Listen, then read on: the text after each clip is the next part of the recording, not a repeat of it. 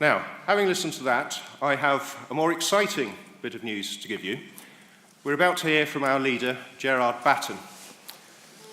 6 months ago, we were in this very building at the ICC. We were holding an emergency general meeting about the escapades of our then leader, old what's-his-face, who thought it was more important to go around the chat shows talking about his private life than to make the case for Brexit. That practically killed this party. Membership was nosediving, and on top of that, we were facing a £170,000 legal bill. At the worst possible time, this man, Gerard Batten, stepped into the breach.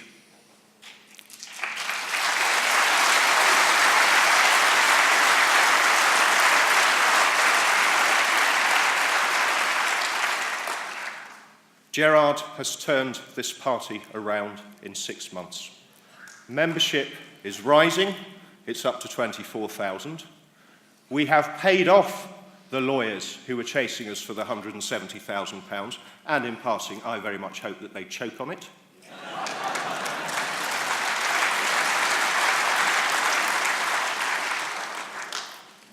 And at long last, we are making the case for Brexit again. So, without further ado, may I introduce the leader of our party, the MEP for London, Mr. Gerard Batten.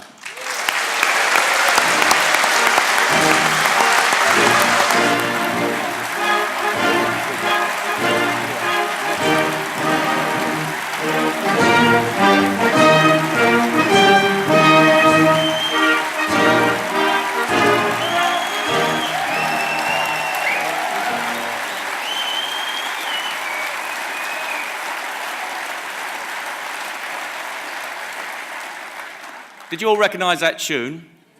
Hearts of Oak, played by the band on the deck of the Victory when they went in Trafalgar. And the refrain is, "Steady, boys, steady." And that applies to the girls too. And what a marvellous speeches we've had so far this morning. Amusing, funny, entertaining, informative. They're brilliant. I only hope I can follow as well. Now, we're here today to celebrate the 25th anniversary of our party. A quarter of a century ago, 6 people sat in a room in the London School of Economics and renamed the Anti-Federalist League the UK Independence Party, and our party was born. Now, the primary policy of UKIP was to achieve Britain's exit from the European Union. To do that, it was always intended that we would not be a pressure group or a single-issue party.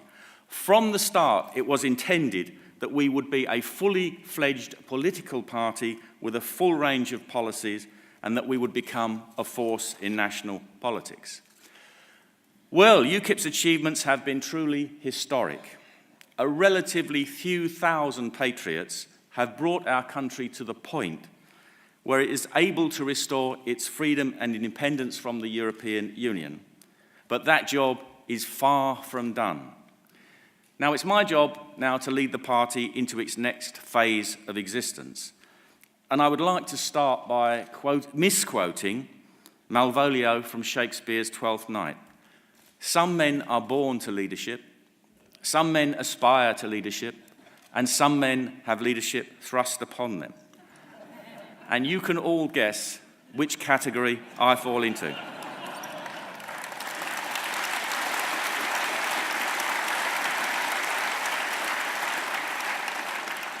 Now, 7 months ago, our party stood on the edge of destruction. We were about 4 to 6 weeks away from insolvency and the closure of the party.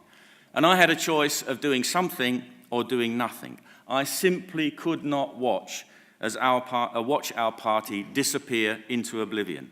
And so I volunteered for the interim leadership. On the 17th of February, I was appointed interim leader.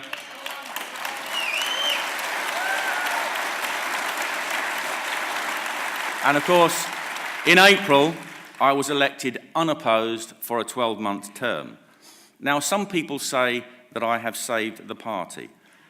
in all due modesty, that's true. But I could not have done it without you, the ordinary members of the party, the patrons, the donors, the activists. I could not have done it without you. You made UKIP's survival possible. You donated the money we needed in our hour of crisis. You rallied to the UKIP flag. Thank you all. Now, I'd like to thank some key people, which I think it's very important to do, that I've worked with over the last 6 months. First of all, Tony McIntyre, who took on the role of chairman, a demanding and thankless task, but an essential one. Thank you, Tony.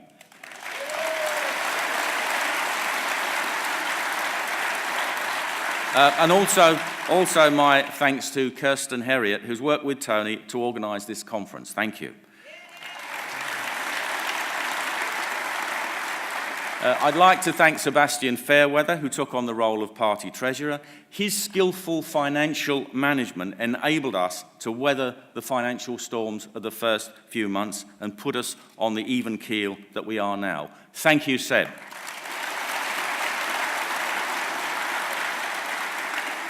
And I've also got to thank all the staff at UKIP HQ at Lexstrom House, under the management of David Chalice and Hilary John. Without the dedication of those people, the day-to-day administration of the party wouldn't happen and there would be no party. So thank you to all at Lexstrom House.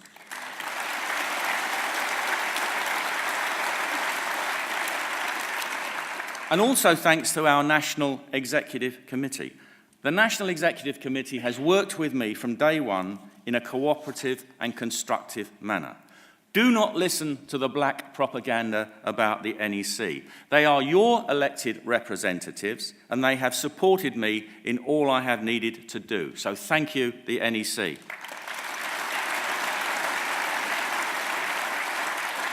There's about 3 more people I must thank. Gawain Toler, who was UKIP's long-term press officer, is now moving on to develop his new PR company, aptly named Crisis What Crisis. And goodness, does he have some experience behind that. Now, thank you, Gawain, and good luck in your new endeavours. Chris Hicks, who some of you may have met already, is my new press officer, and he's done a great job in helping me in the last few weeks that he's been by my side. And many of you will know, I'm sure, Liz Phillips, a long-time activist and worker for UKIP, who's now my personal assistant. Without her, I simply couldn't do my job. She's been donating her time up until the 1st of September, free of charge, working in her own time to help me, and she's now come on board as my PA. And so thank you, Chris and Liz. Now, there are many UKIP members out there that I could also thank, but time doesn't allow. So please take it from me that you are all appreciated. Thank you, one and all.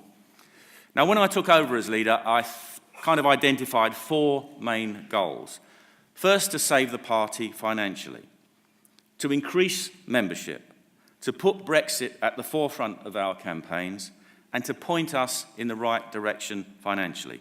Now, the party was quickly saved financially by donations from the members, and we were soon firmly in the black. But to fight elections, we have to increase the membership. Now, I must have been doing and saying something right over the last 7 months, because membership is now increasing. When I took over,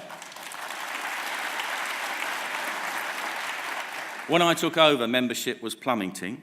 Since then, we have steadied, and we've recruited about another 6,000 new members, and members are increasing steadily and surely. I want to talk about the most difficult thing to achieve, and that's how to restore UKIP as an electoral threat. Under my leadership, I want UKIP to be a populist party in the real meaning of the word.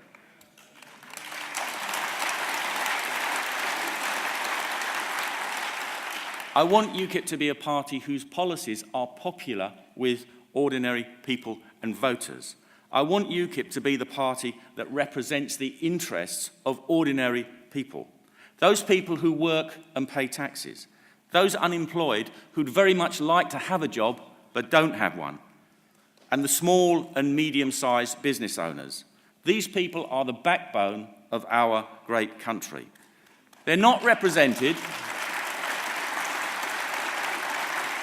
They're not represented by big business, the big business interests of the Conservative Party, nor are they represented by the Marxist ideologues of the Labour Party backed by the trade unions. The ordinary people of this country need a political champion, and in the months and years to come, I want UKIP to be that champion.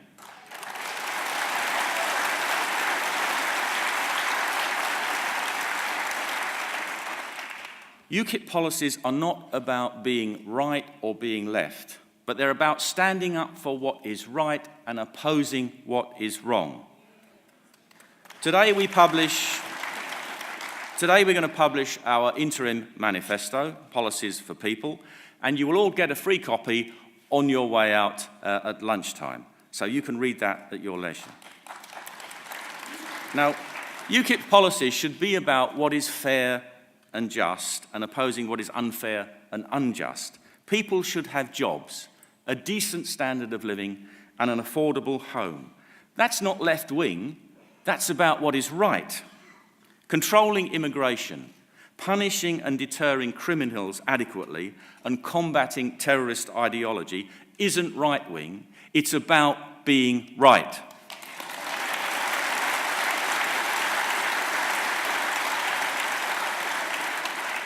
It's not fair that international corporations can avoid taxes while people are taxed up to the hilt and yet still struggle to make ends meet. That's unfair and unjust.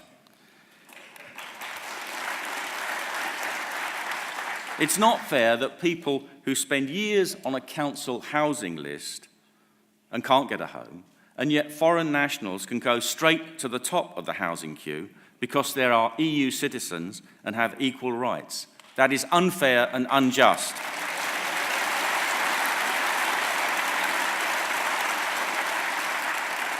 It's not fair that people who have paid taxes all their lives cannot get the operations or treatment they need on the National Health Service because it's become an international health service.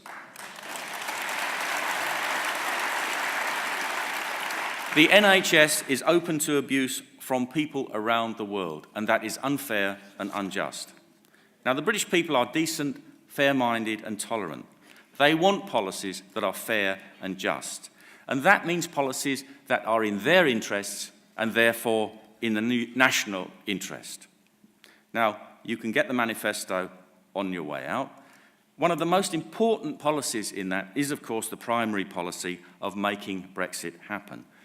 UKIP spent 23 years campaigning and fighting countless elections to become the electoral threat needed to achieve its aims. It was our electoral threat that forced David Cameron to trigger the referendum. He thought he would win, but he miscalculated. UKIP achieved the referendum, and it was UKIP boots on the ground and Nigel Farage on the TV that won the Leave vote in the referendum on the 23rd of June 2016.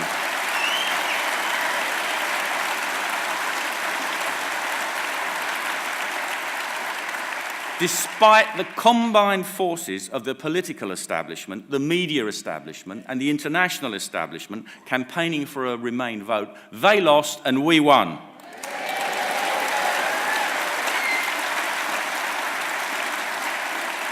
And that Leave vote was a magnificent victory for democracy and ordinary people. And what's happened in the 2 years and 3 months since?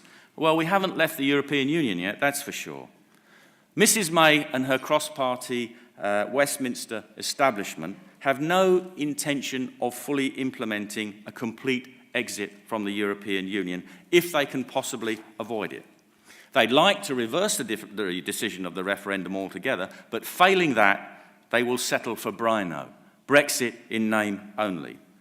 The so-called deal Mrs May wants to achieve is one whereby we pay the EU lots of money, we obey most of their laws, continue to be subject to the decisions of the Court of Justice of the European Union, and have more or less open borders. That will mean leaving in name only.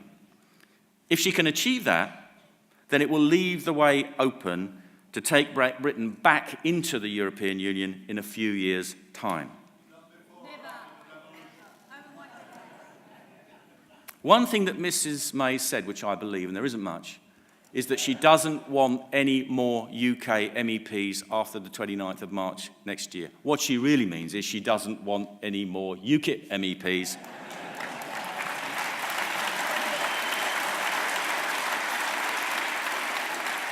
There was never going to be this mythical good deal offered by the EU. They don't want us to leave. They have no incentive whatsoever to offer us a deal whereby we really leave. It was never going to happen. Now, some in the party tell me that I should concentrate on talking about Brexit. Well, let me remind them that there's only one political party in this country that has published an EU exit plan. That party is UKIP, and I wrote that plan.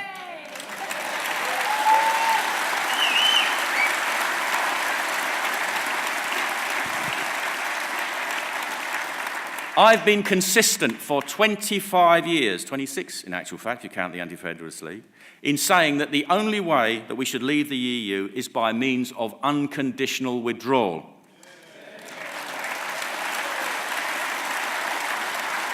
No ifs or buts or equivocations. When UKIP says it, leave really does mean leave. Now, others have toyed with Article 50, but I stuck to my guns, and now you can see how right I was. If we don't leave by the means that I have described in my exit plan, then we will never leave properly at all. If we had a Prime Minister and a House of Commons that seriously wanted to implement the decision of the referendum, this is what they would do. First of all, forget Article 50 and immediately repeal the European Communities Act 1972.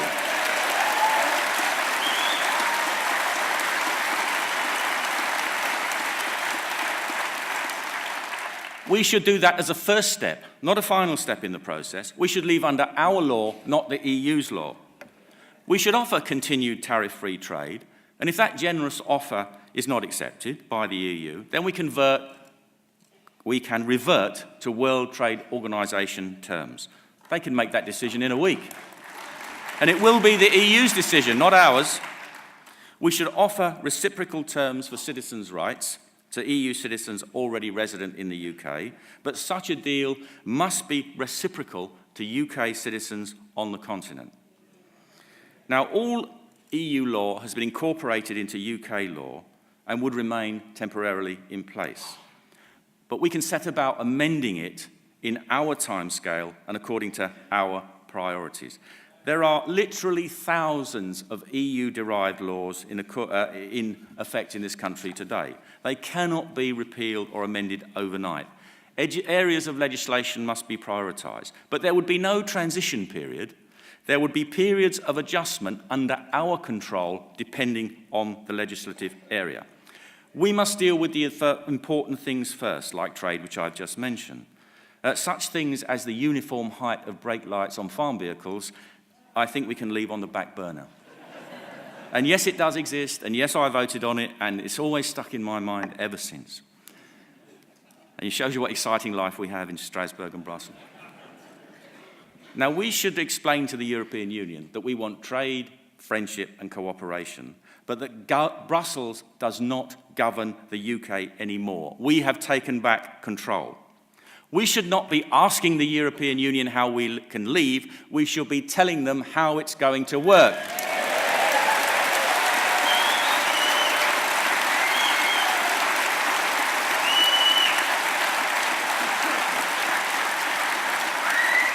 Now, it will never be too late to do that, provided we have a patriotic government and House of Commons with the will to do it. The one flaw in my argument, which of course I recognise, is that we don't currently have a government or a House of Commons with the desire or the resolve to do it.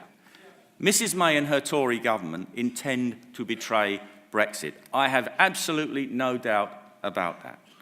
Only UKIP will continue the fight to get Britain out of the European Union completely. Now, don't waste your time by joining pressure groups. They will only divert effort and attention away from electioneering, and they will achieve nothing. Only an electoral threat at the ballot box can make a difference. And that threat comes from the UK Independence Party.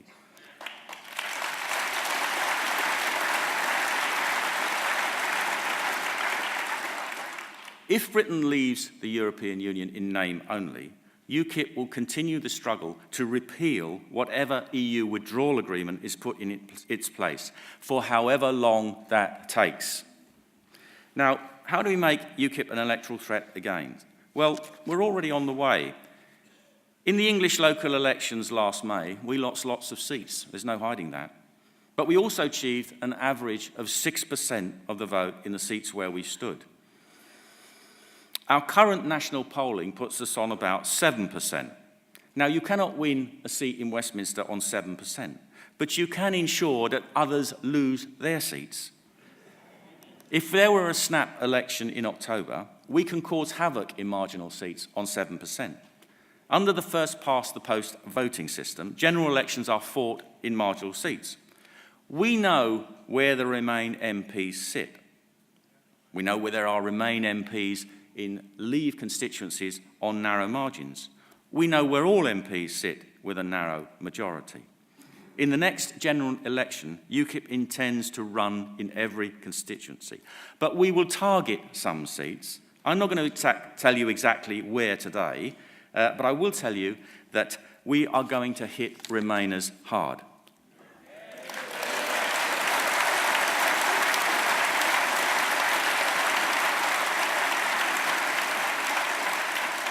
Remainers, we know where your constituents or your constituencies are, and we are coming for you. Now, what do I need you to do for UKIP to help us fight elections? I need you and your members to help your branches organise, raise money, adopt candidates for elections. I need as many of you as possible to stand up and be candidates in next year's local elections in May 2019. I need 650 of you to put yourselves forward to be candidates in the next general election. We're selecting them now. We're not quite there, but I want a full ticket of candidates if that is humanly possible.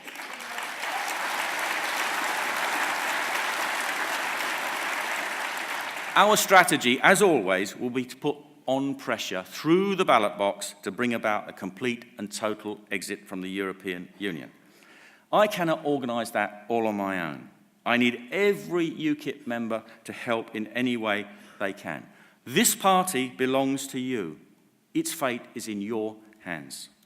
You can make it happen. Now, the subject of elections brings me on to another policy in the manifesto which I think will be very popular with the population at large, and that is reform of the voting system. We know that the voting system is not fair and does not deliver what people vote for. We have a voting system in this country which is a conspiracy between the Conservative Party and the Labour Party to ensure that they stay in Parliament and everybody else is kept out.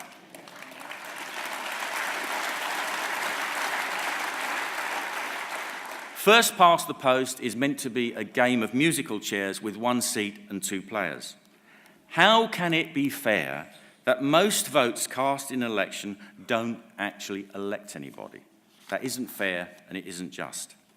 Proportional representation gives people what they voted for, and UKIP has proved that point. In the 4 European elections since 1999, UKIP gradually moved up the ranking until we achieved first place in 2014. UKIP policy is to introduce a form of proportional representation in local and parliamentary elections. If we lived in a two-party democracy, then the first past the post system would be fair, but we don't, and it isn't. If we'd had a fair voting system, there would have been UKIP MPs in Parliament years ago. And the Brexit negotiations now would look a lot different than what they do. Proportional representation puts MPs in Parliament in the proportion that they were chosen by the electorate. That's good not just for UKIP, but every democratic party in the UK.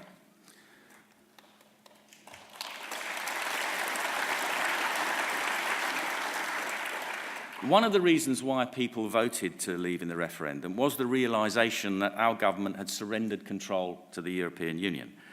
And the policy that made that lack of control so obvious to anybody was, of course, immigration.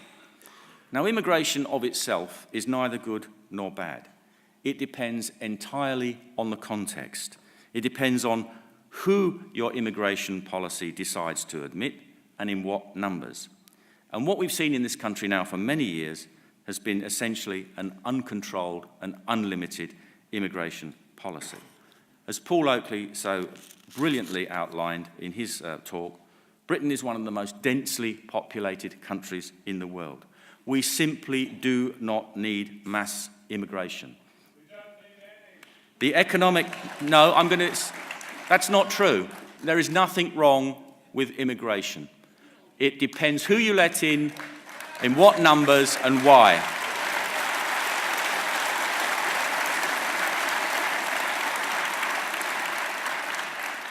Many great people who've contributed to this country have been immigrants and descendants of immigrants. So let me make that plain to you and the world. We are not against it.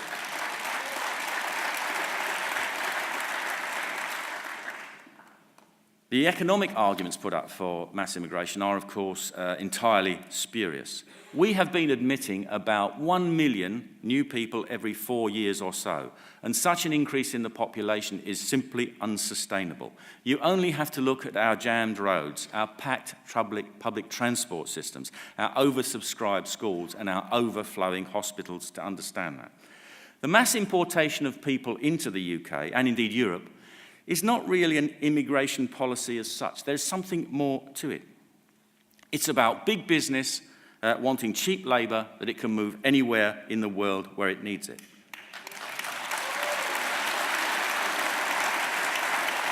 And it's also an ideological policy.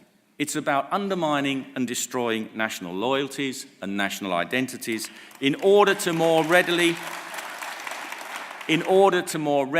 introduce rule by supranational bodies such as the European Union.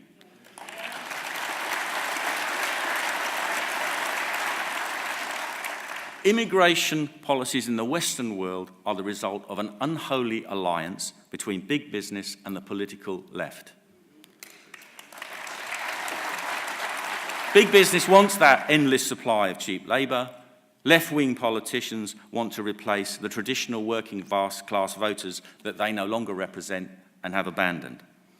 People see their living standards driven down. They see property prices driven up. They see their quality of life decline because of overpopulation. They see crime increase. They fear for the future of their children and their grandchildren. And if people dare to speak out against it, they are called racist, a xenophobe, far right, hard right. And we are supposed to be cowed into submission and silence. Now, I've got some good news and some bad news. The European Union has a plan to solve illegal immigration. The bad news is that they're going to make it legal. In December, the European Union will be at a summit in Marrakesh, a United Nations summit, in which they intend to sign what is called a UN Global Compact on Migration and Asylum. The EU, of course, has the ability to sign treaties in its own right, which it took on under the Lisbon Treaty. And they will sign up any country which is a member of the European Union to this global compact on immigration and asylum. Basically, as Paul outlined so well, it will seek to make illegal immigration legal. In the European Parliament, we constantly hear the refrain, we must find more legal routes to migration. So if you think that what we have seen in Germany and Sweden and Italy across Europe and in the UK is remarkable, you ain't seen nothing yet if they get their way.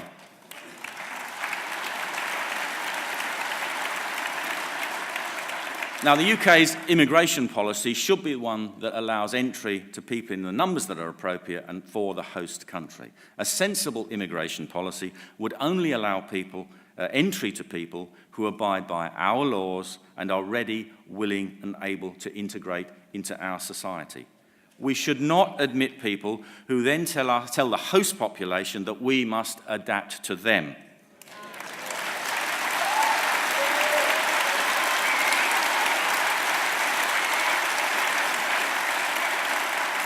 UKIP's immigration policy would end the age of mass immigration once and for all.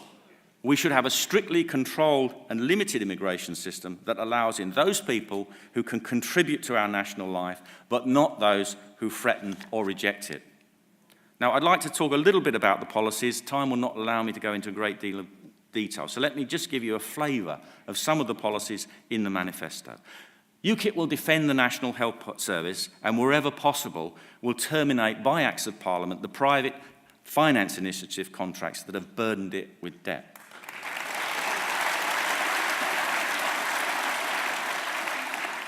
UKIP will waive tuition fees for further and higher education in subjects vital to our national life: science, engineering, technology, mathematics and medicine.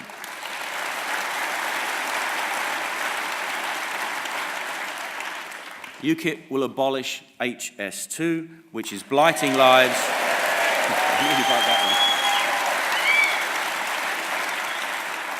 It's blighting lives and going to cost at least $100 billion.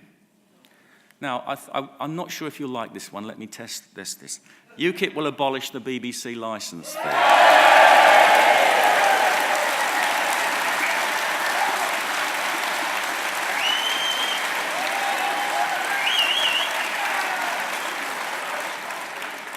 We would make it into a subscription service, and those who want to listen to a stream of politically correct anti-Brexit bias can decide if they want to pay for it or not.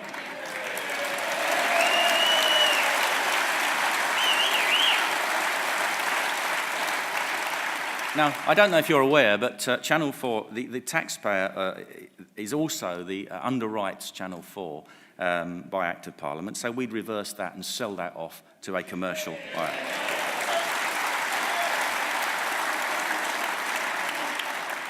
And who knows, if they actually depend upon the commercial world, they might actually try to be a bit more impartial in their reporting as well. Who knows?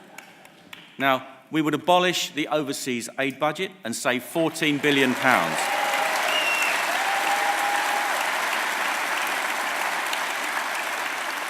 We can better spend that money here solving our own problems. Now, we borrow money in order to give it to countries with their own space programs and their own nuclear weapons programs, while our public services, such as the police and the prison service, are underfunded and more people live below the poverty line. That's not just and that's not fair.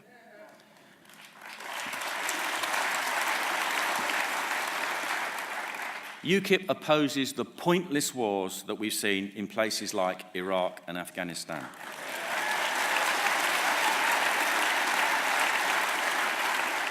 Now, our servicemen and women, those magnificent servicemen and women, bravely do their duty when they're called upon. Hundreds have sacrificed life and limb. The financial cost has been in billions. And what have these wars achieved? Nothing.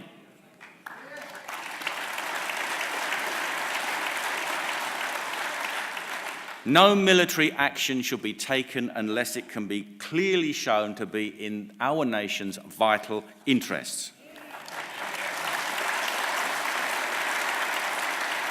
Now, UKIP also supports, obviously, our police and prison officers. They're starved of resources and their jobs get harder and more dangerous all the time.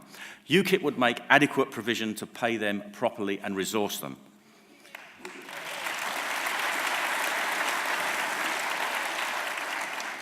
Now, UKIP will defend the right of free speech, which is steadily being eroded.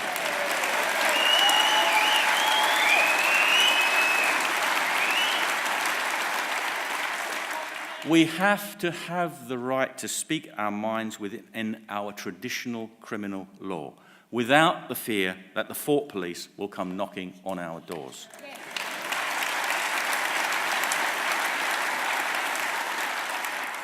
I feel that I have a moral responsibility to speak out on some issues because I can. I don't need a job next year. If you don't want me, I can retire. No problem. There are people out there, anybody of employable age now has to be very careful what they say.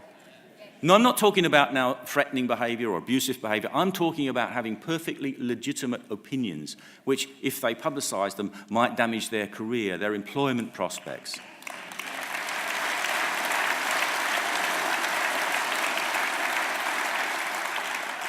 I know people that have lost their job because of their association with UKIP. I have to speak up for those people because they can't speak up for themselves. Let me wind up by returning to the subject of Brexit. Now, UKIP has spent 25 years fighting to restore Britain's former status as an independent, democratic, sovereign nation. We would not have done that if we did not think it was in the British national interest. So let's have a quick summary of the benefits of life outside the European Union. Leaving the European Union will restore democratic government. Will we once again live under our own laws made by our own parliament with politicians that we elect and we can sack?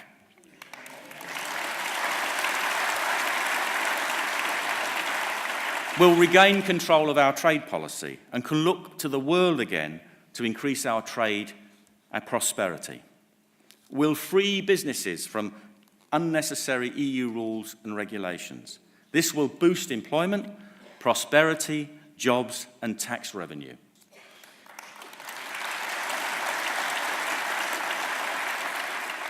Outside the Common Agricultural Policy, we will regain control of our farming industry. We can stop subsidising big landowners, but start supporting farmers who actually produce food.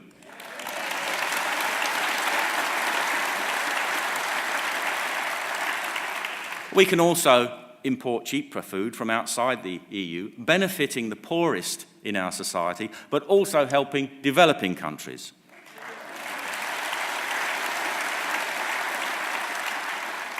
Outside the common fisheries policy, we can rebuild our fishing industry, generate billions for the economy, and regenerate our coastal fishing towns.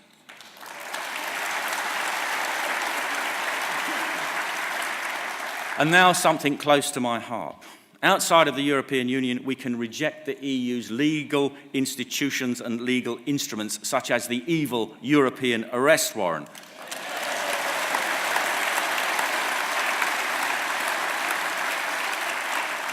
These are destroying our ancient freedoms and liberties under our own law.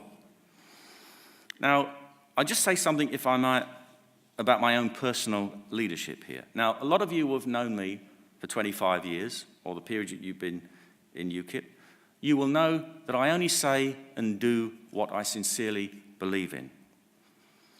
You put me in this position of trust, and I will do my very best to honour that trust that you have in me.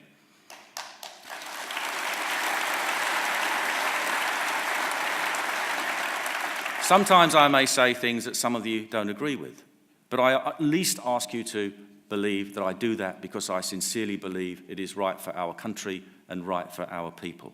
I'm sure I'll get some things wrong. Nobody in a position where they have to make decisions every day ever gets 100% right. So if I get something wrong, I ask you to bear with me. UKIP must be an electoral threat once again, and we can't just do that by concentrating on Brexit. We have to have a full range of policies that are popular with our people. Now, I have no doubt that UKIP's efforts will be needed just as much in the next 25 years as they were in the last 25 years. UKIP is the only opposition. Only UKIP is working for Britain, for Brexit, and looking beyond. UKIP wants an independent, prosperous Britain that believes in itself. Thank you for all your efforts over the years, and now UKIP needs your help in the coming months of years to help us fulfil our mission. Thank you.